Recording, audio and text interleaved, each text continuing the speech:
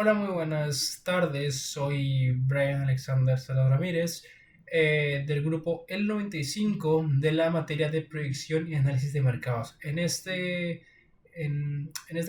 video voy a analizar el problema 3.2 utilizando el método de ANOVA. Es decir, lo que vamos a hacer, o lo que voy a hacer yo, es comparar la variación entre dos poblaciones para ver si una varía más que la otra, porque de forma estadística no solo se ve a simple vista.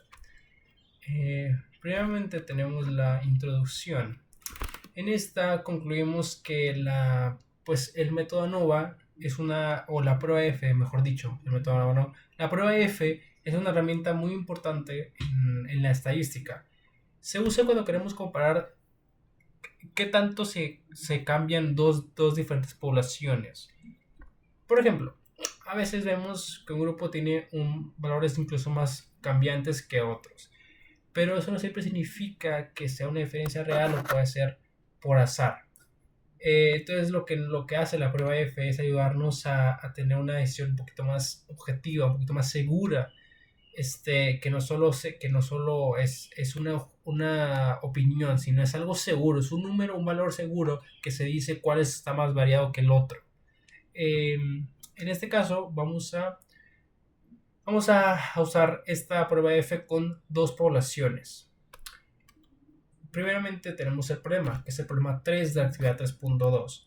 En este problema en la primera se tiene que son dos muestras. En una se tiene que son 5 observaciones o 5 datos de la primera población, como ya dije, con una desviación de 12. En la segunda población tenemos que son 7 de la segunda población con una desviación de 7. Entonces la pregunta es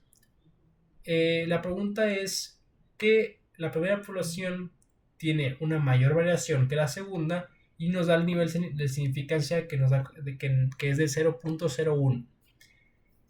Es importante notar que nos preguntan si es mayor, porque dice tiene mayor variación, no si es diferente. Por eso aquí son dos preguntas distintas y es claro notar cuál es la pregunta verdadera. Es claro que aquí dice que tiene una mayor variación, entonces nos pide que si la primera es más grande que la segunda. Previamente previamente vamos a revisarnos con los datos. Primeramente tenemos que son dos muestras, que son de 5 y de 7. Y igualmente las divisiones de la primera son de 12 y la segunda son de 7. Para trabajar con la prueba, primero necesitamos elevar al cuadrado. Es decir, 12 y 7. Es decir, que nos da como resultado 12 de 744 y de 7 de 49. Ahora con esto calculamos los grados de libertad. Como ya sabemos, los grados de libertad es n-1, es decir, el tamaño de la muestra menos 1. Es decir, que de la primera muestra nos da como resultado que 5 menos 1 da 4 y de la segunda muestra nos da como resultado que es de 7 menos 1 que es igual a 6. Esto es muy importante porque es calcular los grados de libertad que no nos sirve para la última decisión. Ahora con esto dicho, la hipótesis nos da que la primera población, o sea, nos da dos hipótesis. Esta es para calcular las hipótesis, para calcular qué es lo que estamos buscando y ver bien nuestros datos. Finalmente tenemos que la hipótesis nula nos da que la población 1 no tiene una mayor variación. La alternativa nos dice que sí tiene una variación, una mayor, que es una prueba de una cola. Esto es importante porque obviamente cambia dependiendo de cómo usemos la tabla F que elegimos, si la hipótesis nula o la hipótesis alternativa. Con esto dicho, tenemos el paso 2. En este nos da, como ya nos dio el problema, un nivel de significancia, que en este caso es de 0.01. Eso significa, para una breve explicación y no solo sea un dato suelto, eso significa que estamos aceptando, estamos diciendo, estamos decidiendo que hay solo 1% de margen de que nos dé como error la hipótesis nula. Es decir, prácticamente la hipótesis nula es la correcta. Obviamente, como dice, entre más pequeño es el alfa, más estricta la prueba. Es decir, no hay muchos valores cambiantes, es solo uno al ser tan mínima el margen de error. Bueno, tenemos el cálculo o el estadístico de prueba. En este caso, la fórmula nos da que para calcular el f tenemos que dividir varianza menor entre la varianza superior. Es decir, en este caso nos da que 144 entre 49 nos da como resultado 2.94. Este valor representa o nos da o nos dice qué tanta diferencia hay entre las dos variaciones. En este caso 2.94. En el paso 4 es la regla de decisión. En este caso necesitamos comparar el valor con un valor crítico. Es decir, el valor crítico es el valor crítico que necesitamos para luego decidir, que es el paso 5. Con esto utilizaremos la tabla F. En este caso no la tengo, pero digamos que la tabla F es una tabla de valores donde tenemos un valor en la izquierda y un valor arriba. Y podemos ahí decidir qué valor es el valor crítico.